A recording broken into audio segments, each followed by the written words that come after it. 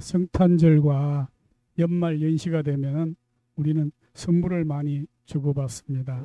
이 선물이라는 것은 때로는 기대하지 않았는데 이렇게 받거나하면은 그 기쁨이 참 말할 수 없이 크지요.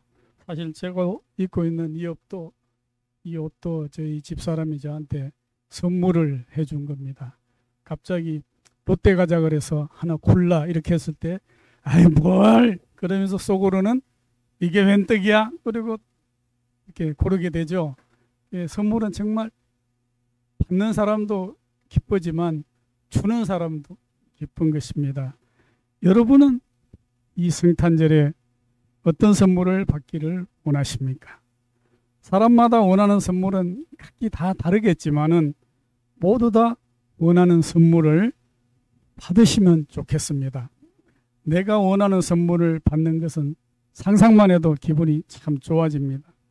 우리 성도들은 무엇보다도 주님으로부터 오는 귀한 선물을 받기를 사모로 해야 됩니다. 예수 그리스도가 이 땅에 처음 오신 것을 기념하고 다시 오실 약속을 대망하는 것이 바로 이 성탄절입니다. 여러분은 이 성탄절에 그분의 다시 오실 예수님을 기다리는 성도들이 되시기를 축원합니다. 하나님께서 예수님을 세상에 가장 귀한 선물로 우리들에게 주셨습니다.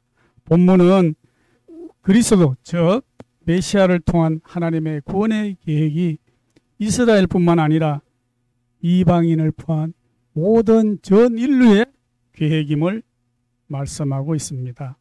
이사야가 예언한 구원과 회복은 구약 시대에는 지극히 일부만 이루어진 것 같았으나 신약의 성경의 저자들은 이 이사야의 예언이 예수가 오심으로 성취가 되었다고 했습니다.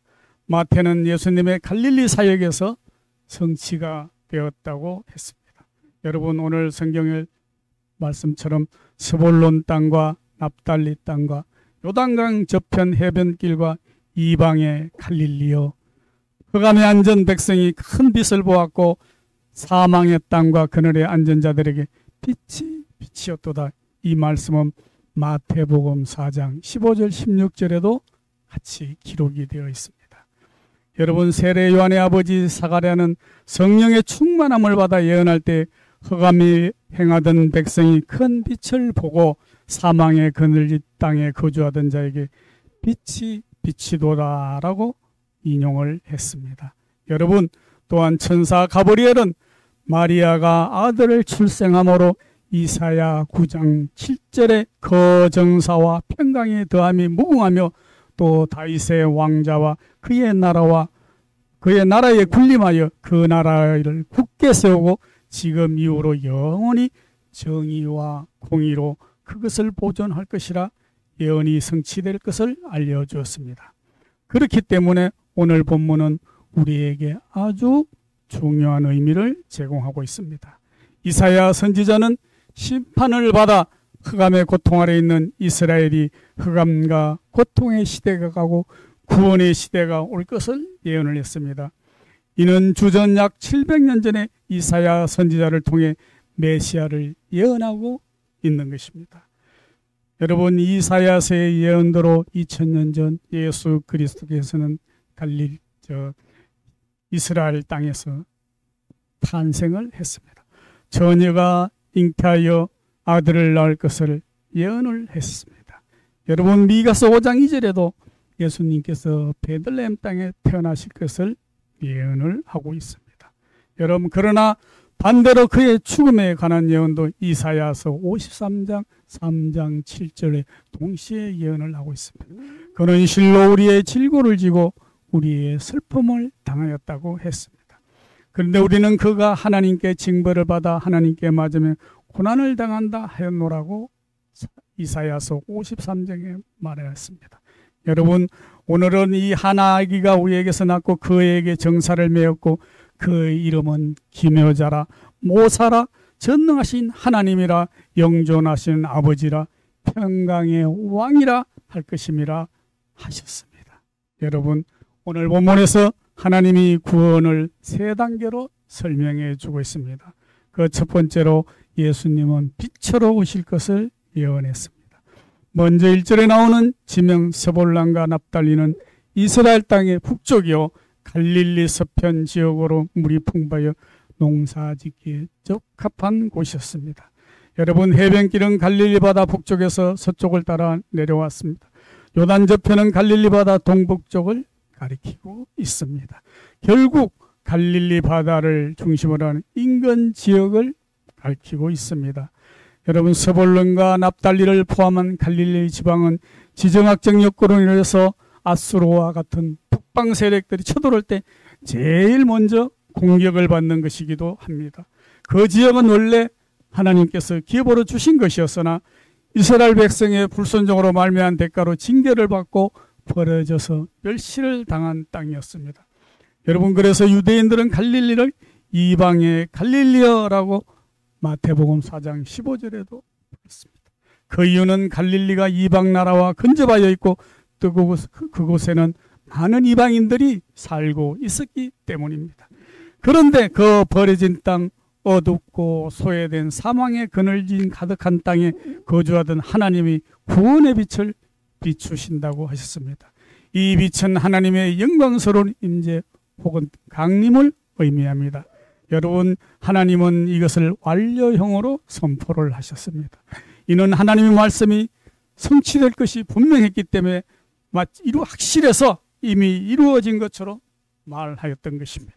이스라엘은 베가 왕 때에 아수르의 침략을 당하였다가 예수님이 갈릴리 지방에서 사역을 하시면서 그 예언은 성취가 되었습니다.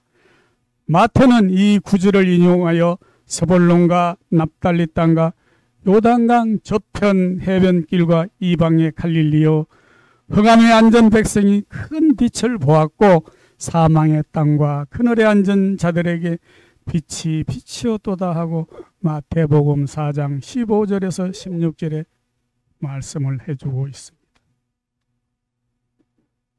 예수님으로 인하여 갈릴리의 하나님의 영광이 나타날 것이라고 했습니다. 사람들의 눈으로 볼 때는 갈릴리에서 어떻게 그런 큰 자가 나타날 수 있겠느냐고 하였지만은 하나님은 그런 작은 곳을 택하여서 큰 역사를 이루시는 분입니다. 예수님은 그 갈릴리를 고향으로 삼으셨으며 그곳 사람들 중에서 사도들을 택했고 그곳을 복음의 전진기지로 삼았던 것입니다. 반면에 유태인들은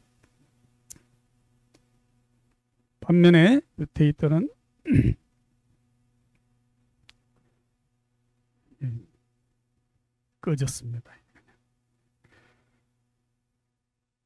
반면에 유태인들은 그곳을 누가 그런 큰 자가 그 땅에서 날 것이냐고 거기를 비하하고 멸시를 했던 것입니다. 여러분, 그러나 성경은 큰 빛을 그곳에서 비추었고 예수님을 그곳에 보내셨고 예수님을 통하여서 십자가의 부활의 영광을 나타내셨던 것입니다. 예수님은 빛이십니다. 빛 가운데서도 가장 귀한 빛이 예수님의 생명의 빛이었던 것입니다. 그것은 곧 참빛, 그 세상에 와서 각 사람에게 비치는 빛이라고 요한복음 1장 9절에 말씀을 하셨습니다. 이 생명의 빛은 예수님을 구주로 믿고 영접한 사람들에게만 비추는 빛입니다. 주님은 오늘도 우리에게 사랑과 관심을 가지셔서 그 생명의 빛을 비추고 있으며 또한 비추시기를 원하고 있는 것입니다. 너희가 전에는 어둠이더니 이제는 주 안에서 빛이라.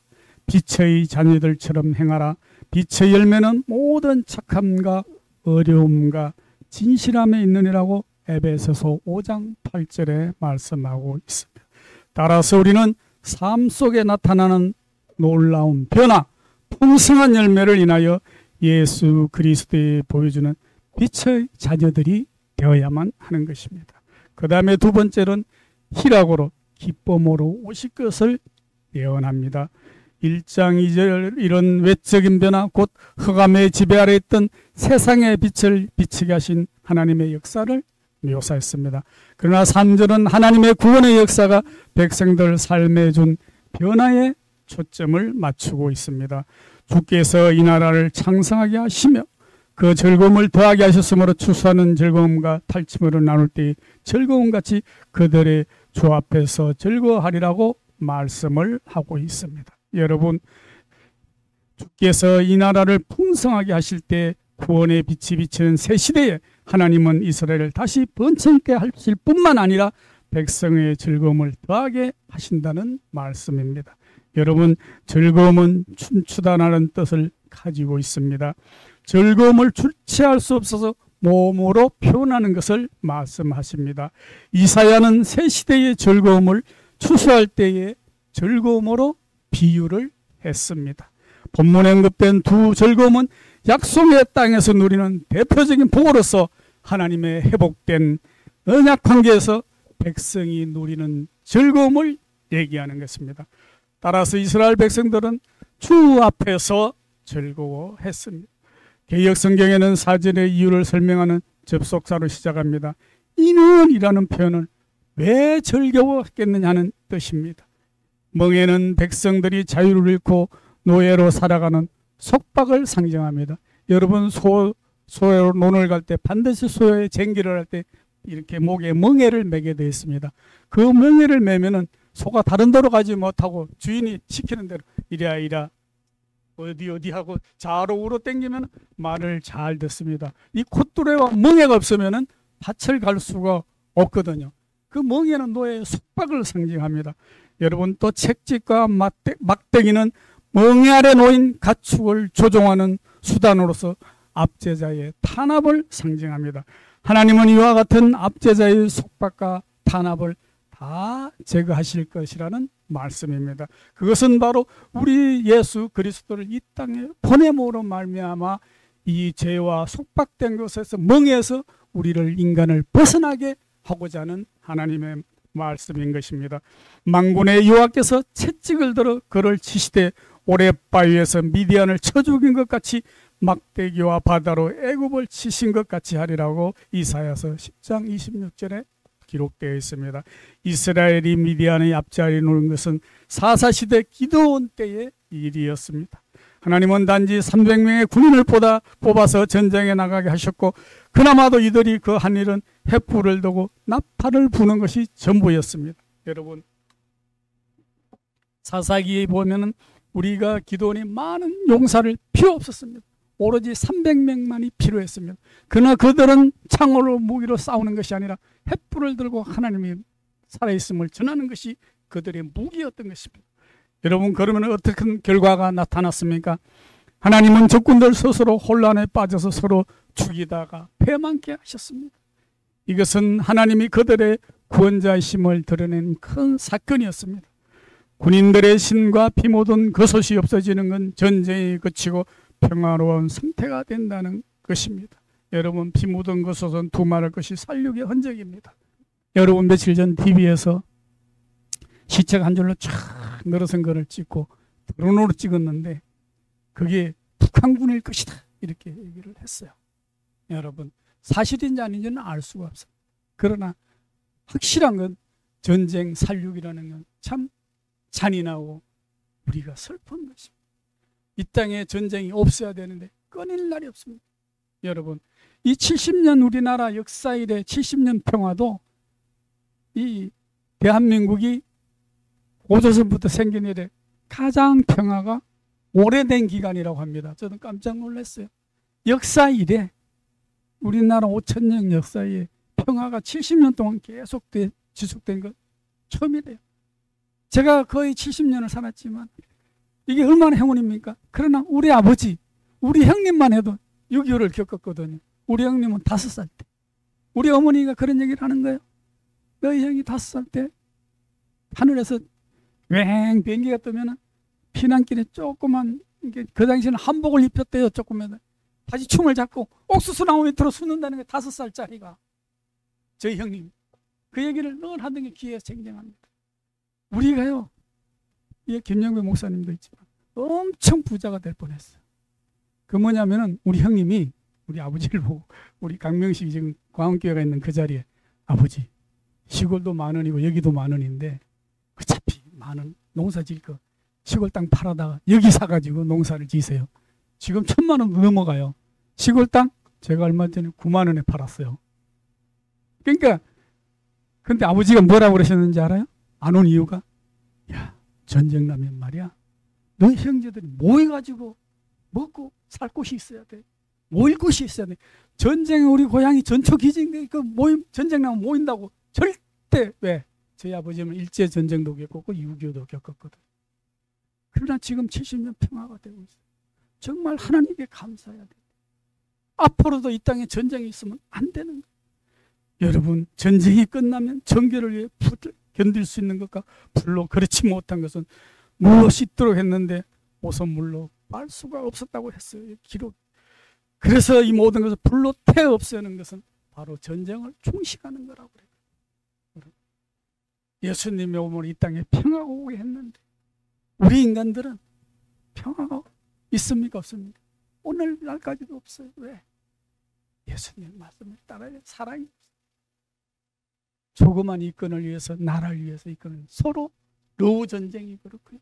이스라엘과 지금 팔레스타인 전쟁이 그렇지 않습니까? 여러분, 팔레스타인이 무슨 약자인지 아십니까? 무슨 어원이? 블레셋이에요. 블레셋. 블레셋이 팔레스타인이에요. 지금 여러분 어떻습니까? 이미 그때부터 계속 이 전쟁은, 예수님은 평안을 주러 오셨는데 유대인 뭐 믿어요? 예수님 안 믿어요. 그냥 하나의 선지자로 믿는 거예요. 거기는 지금도 메시아고, 이스라엘 사람들은, 유대인들은 그렇다니까요. 지금도 언젠가 하나님이 메시아를 불러 보내주실 줄 알고 믿고 있는 거예요. 이 땅에 평화가 오기를 기도합니다. 하나님은 이스라엘에서 전쟁을 그치기 하심으로 압제자의 속박과 탄압을 꺾겠다고 하셨어요. 그러나 아직까지 그 요망합니다. 그것은 우리 예수님을 받아들이지 않는 거예요. 대적을 멸하시는 하나님의 역사로 예수 그리스도가 약속이 성취된다는 말씀. 그래서 내 생각인데, 이건 제 생각입니다. 이스라엘의 평화가 오는 날은 예수님이 재림을 해야지 되지 않을까, 그런 생각이 들어요. 지금 저 중동의 싸움은 예수님이 재림을 해야지 그치지 않을까, 이런 생각이 든다니까요. 여러분, 추수하는 자가 추수하여 즐거워하고 전쟁에서 승리한 자는 전리품을 나누며 즐거워하는 것 같다고 했습니다. 메시아의 오심은 하나님의 은총을 입은 사람들, 즉 우리들에겐 큰 기쁨을 아닐 수 없습니다. 여러분, 하나님 은혜의 부르심을 믿음으로 응답함으로 영생과 추수의 즐거움과 의의 멸관을 넣는 즐거움을 얻게 되기를 축원합니다. 예수님께서 죄로 인하여 수고하고 무거운 짐진자들을 오늘도 자신에게 오라고 부르고 있습니다. 영접하는 자들에게는 세상이 줄 수 있는 참 안식과 평안을 주시기 위해서 말씀하고 있습니다.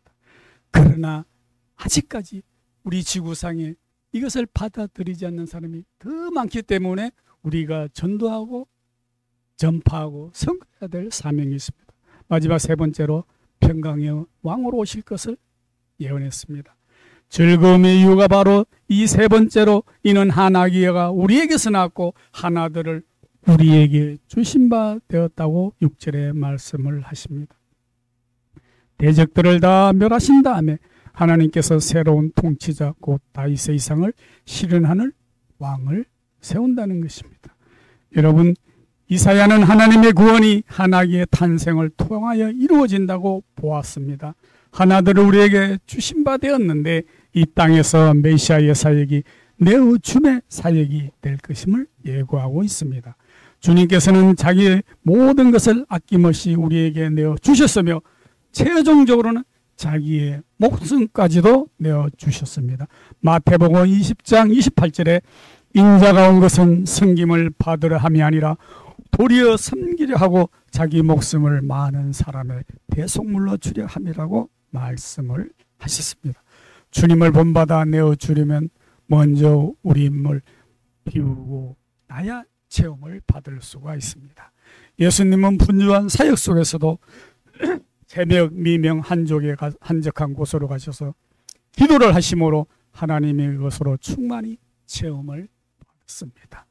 초대교회 성도들도 전혀 기도에 힘쓰므로 성령으로 충만하여 기쁨으로 섬겼습니다. 마찬가지로 우리가 하나님의 것으로 충만할 때 기쁨으로 섬길 수가 있습니다. 저는 오늘 아침에 일찍 와서 우리 김영배 목사님과 이런 얘기를 나눴습니다. 이제 우리가 이곳에 성전도 옮겼고 새로운 마음으로 전도를 해야 되지 않겠습니까? 그러시더라고요. 그래야죠. 당연한 거죠. 그래서 이제 우리가 새해에는 뭔가 좀 우리부터 나부터 좀 달라지는 그러한 모습으로 오늘 이 성탄 주님을 날심을 맞이하면서 변화되는 그러한 새해가 됐으면 좋겠어요. 그래서 사실 그동안 우리 집사람이 저희 장모님이 이제 작년에 저희 장인어른이 돌아가시고 급격히 건강도 안 좋아지시고 약간의 우울증도 보이고 하셔가지고 매주 토요일 일요일마다 이제 집에 가서 하는 일이 목욕탕을 보시고 목욕탕 가서 때를 물어주고 하루 종일 놀다가 이제 집에 오는 게 일이 됐어요. 예배도 유튜브로 드리고. 그래서 내가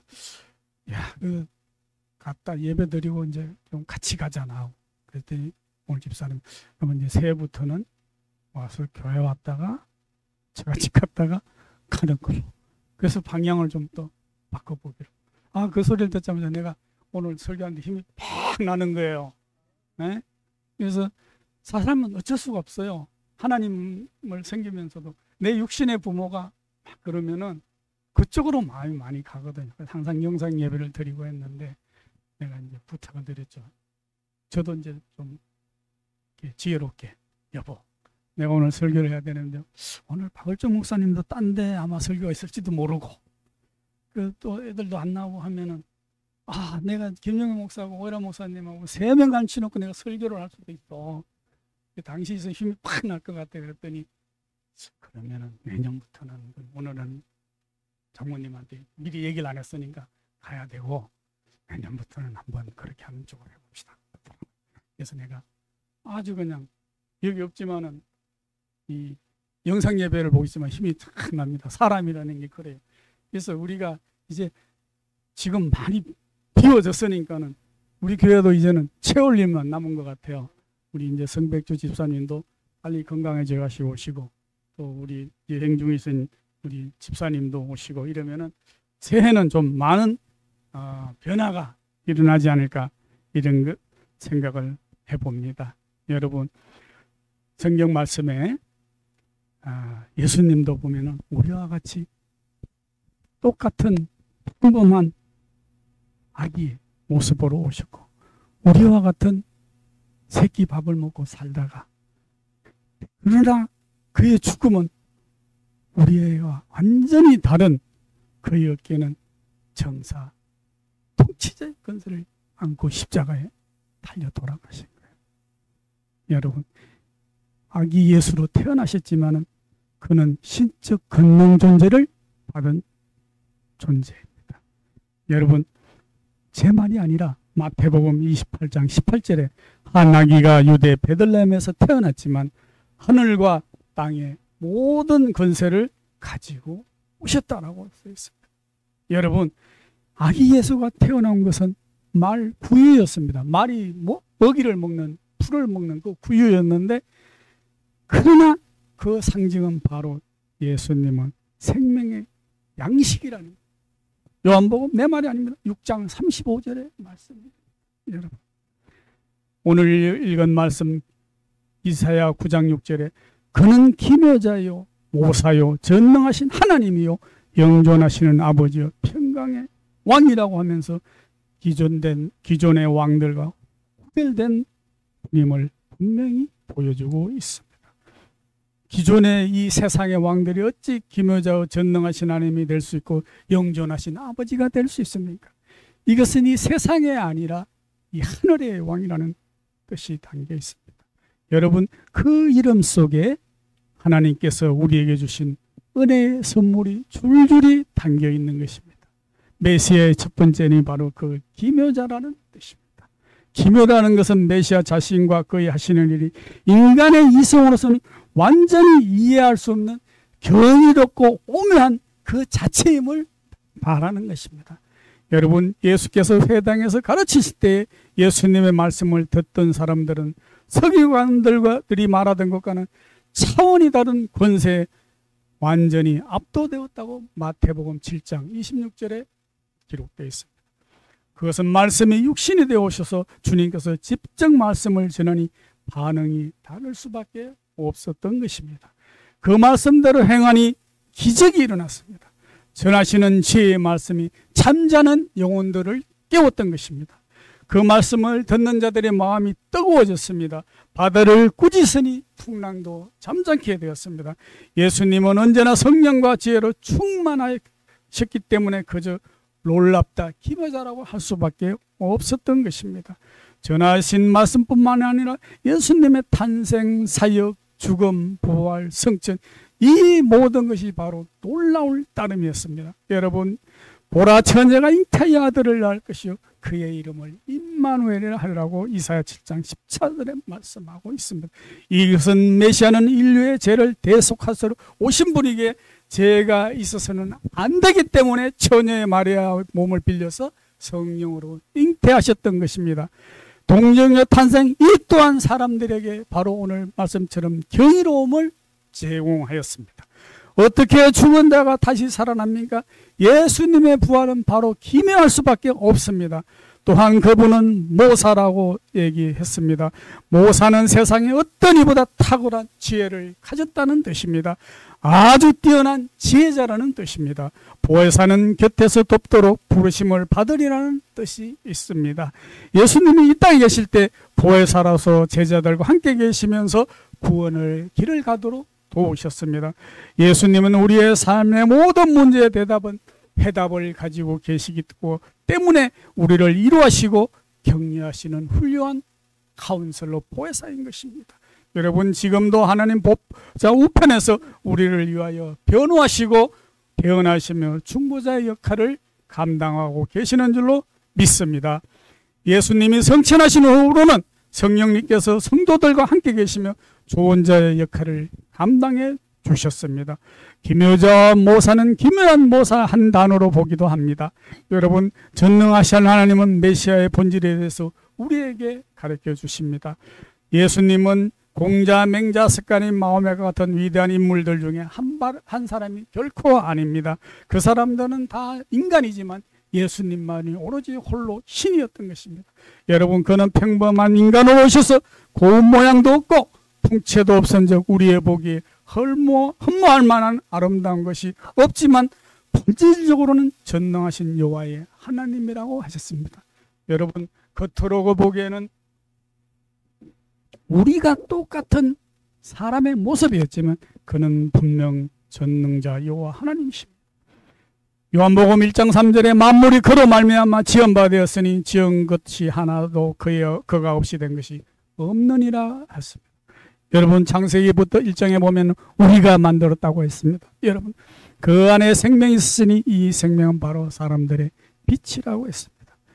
여러분, 영존하신 아버지라는 표현은 그가 영원히 우리의 보호자로 임하실 것을 의미하는 겁니다. 즉 우리가 예수님을 믿고 구원을 받는 것은 하나님의 은혜, 즉 선물로 되었다는 것을 뜻합니다. 여러분, 우리는 그 하나님으로부터 태어난 하나님의 자녀들입니다.